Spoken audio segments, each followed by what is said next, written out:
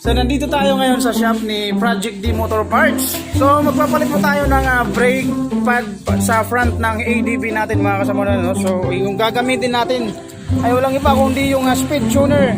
Ikakabit ni Idol Project D. So ito na yung gagamitin natin para sa darating na endurance sa 750 km sa Summer Open Moto Challenge. Ayun. So shoutout dito kay Project D, pambihira, napakapugi. After may kabit mga kasama is review natin mamaya. So ite-test natin kung gaano ba siya kalupit sa braking system. So abang-abang na lang mga kasama sa review natin mamaya para sa speed tuner brake pad para sa ADV natin. So pupuntahan naman natin ngayon mga kasama sa loob. So ipapakita ni Boss Project D yung mga parts nila dito. So siya na lang bahala mag-explain kasi hindi natin kabisado kung ano ba ang mga parts nila. So Boss Max, ano ba ang mga parts natin dito? Naka-highlights dito sa shop natin, speed tuner parts. Ayun. So authorized distributor tayo ng speed tuner. So sa buong summer tayo yung authorized distributor. So meron tayo mga strut bar. Ang strut bar ginagamit yan sa entry. Meron tayong stock yung pang entry at support. Right. Yan, ginagamit to para sa better cornering, tsaka yung stability ng manubela, less vibration. So ito yung strut bar na tinatawag. Meron din tayo palabas nito para sa Aerox. So ito yung available natin, M3 tsaka Sport. Mga version, mga pulley, ito yung mga pulley natin, Bel, para sa mga performance parts, mga automatic na gustong magdagdag ng speed. Ayan, available lahat ng pulley natin from NMAX, Aerox, version 1, version 2, M3, New Soul Eye, Sporty, Honda. Sa Honda naman, Honda Beat, Honda Click, Honda, sa Airblade. Meron tayo Airblade, PCX, ATV, meron. Graphics, meron na rin, Graphics. Tapos sa mga brake tubes,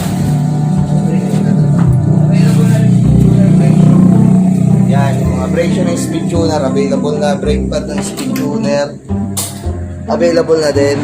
Meron din tayo dito mga Japan nut, mga genuine backplate. Kung naghahanap kayo yung mga mahirap hanapin sa mga kasa, ini-stock namin dito para hindi kayo mahirapan maghanap ng kasa. Meron tayong mga genuine parts dito. Tapos hindi nawawala yan, mga gaya accessories. Basta mga genuine parts lang dito, performance parts, yun ang makikita mo dito sa speed tuner project ni Sanohe. Yan ang mga makikita mo dito. More on performance parts. Pero meron din tayo mga yung mga mahilig mag-touring, meron tayong mga aluminum box. Ayan, may mga hard alloy tayo ng mga bracket. Ayan, makikita nyo, may mga accessories din, may mga side mirror. Mga gusto mag-upgrade yung mga loud horn. Meron tayong mga loud horn. Samot-saring mga air cleaner, marami. Crash guard, nahilig mo lagyan ng crash guard, madami din. Pwede kami mag-wholesale, pwede kami mag-retail. So sa mga gusto mag-wholesale, pwede kayo punta dito para mag-wholesale ng pesa. Super oil, gamit namin na langis, syempre. Wala nang iba. Sa langis, hindi kami masyadong sikat, pero okay na lang sumubok. Diba? Hindi yan masyadong sikat, pero laging champion. Yan ang langis ng mga champion, super oil. Grand opening dito ng shop natin dito sa San Jorge. So, kung makikita nyo, nakalagay dito, pre-pulley. So, bibili ka lang ng isang bottle ng super oil, meron ka ng pre-swap pulley. Hindi ka na magbabayad ng 950 para mag-swap. So, ito, makukuha mo to for free. Mag-avail ka lang ng isang langis. Tapos, makikipag meet and greet, makikita mo pa si Boss Mickey Maso ng personal. Alright, so talagang aabangin natin yan, si Boss Mickey Maso. Punta kayo dito. Tapos, may raffle kayo? May raffle kami. Ayun. Kasi hindi lang dapat matik ang masisiyahan sa opening. May raffle kami sa mga sniper, raider. Kung ano yung mga motor na makikita namin na pupunta, hindi uuwi na luhaan. Kunyari, sa sniper, for example, tsaka raider, magbili sila ng langis, kasama na sila sa raffle ng pwede silang manalo ng chain set.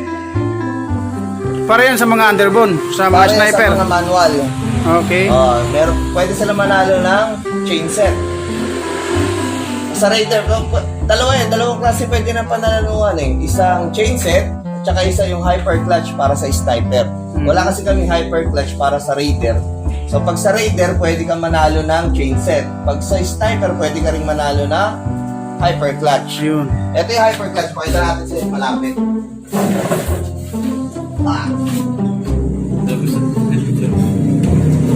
So, kaya sa mga tropang raider na pupunta, tropang sniper na pupunta, ito yung ano natin. Oh, pwede ka manalo nito. Bumili ka lang ng langis, kasama ka na sa raffle nito, hyper clutch. Yan, YCS Taiwan. So pag bumili ka ng langis, Boss Mac, is may re-record yung pangalan mo doon. Oh, masama ka na sa ano. Magiging entry niyan as a rasa raffle. Oo, yan. Ayun. Pero mo, bumili ka lang ng langis, kailangan mo naman talaga yung langis, libre ka na. Swertein ka, naka-hyper clutch ka ng mahal ng bentahan ng hyper clutch sa market. Dito, ililibre lang, irarapol lang namin. But ito naman sa Raider. Ito yung tinatawag namin dito na chain set. Yan, gold na siya kung makikita nyo. Chain set yan, no? Kasama na yung sprocket. Kagandahan dito sa brand na to, hindi mabilis maglawlaw. Kaya yung mga sasali sa endurance, ito yung best combo na isa sa pwede nyo magamit. Kasi tested na to eh. Sa mga manual kasi maingat sila sa sprocket, sa kadena kasi mabilis maglawlaw. So ito, tested na to ng mga tropa na yun, goods nga, hindi siya mabilis lumawlaw yung kadena. So sa mga mga manual na pupunta, hindi lang matic kasi ang magiging masaya sa opening. Pati yung mga manual, bibigyan natin sila na para hindi naman sila umuwi din na luhaan. Ayun mo, nakita mo na si Boss Mickey Maso, ang idol natin, ang Yamaha Racer, ang Maria Infanta King. Pwede ka pang manalo ng ganito.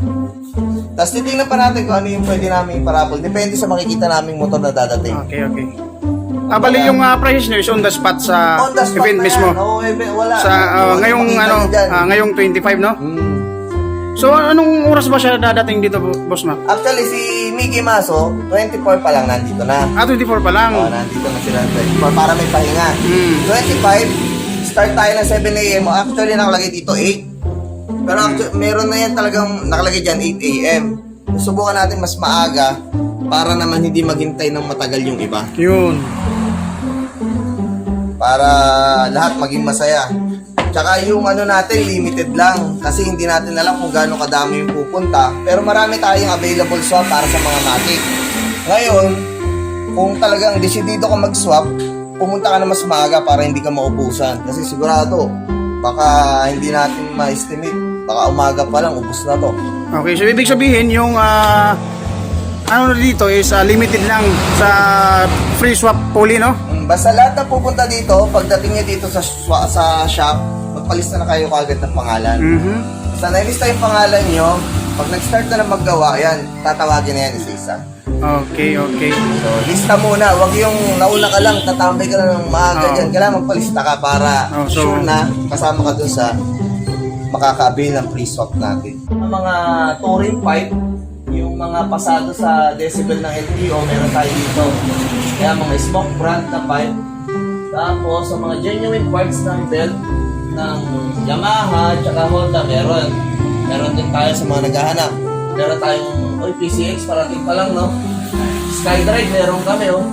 Napakahirap pumanat ng SkyDrive, mahal-mahal pa ng belt. Yan, kumpleto tayo belt yung ATV namin, tsaka PCX, parating na. Kasi alam ko yung ATV user dyan. Siyempre si Summer nun. Saka ito pala yung huli ng tatakamin ko lang yung ito yung pwede makuha nung umahawak ng camera natin. Ito yung pwede niya makuha sa 25. So, tingnan natin kung magugustuhan niya ngayong mag-endurance ka ba? Oo, kasali ako sa endurance ngayon. Nako, sigurado. Doon, masusubukan mo ang speed tuner.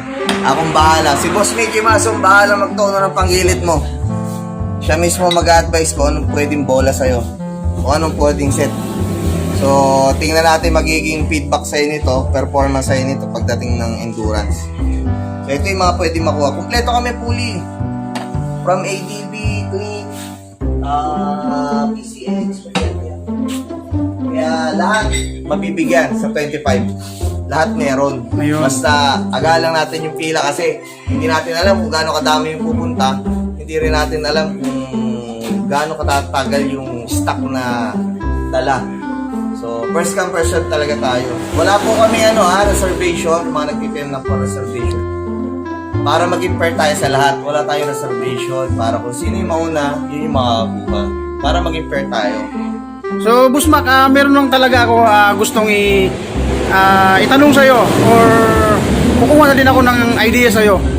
So, sa mga Matic user kasi, Boss Mac, sa Sporty, sa NMAX, sa ADV, basta lahat ng mga Matic is hindi talaga sila kontento sa kanilang stock lang. So, ano ba ang dapat nila malaman o aabangan sa speed tuner? Yung mga ayaw mag-upgrade ng engine pero gusto nila madagdagan yung speed ng motor nila, isa yung pulley para tumutulong para mabigyan ka ng mas magandang performance.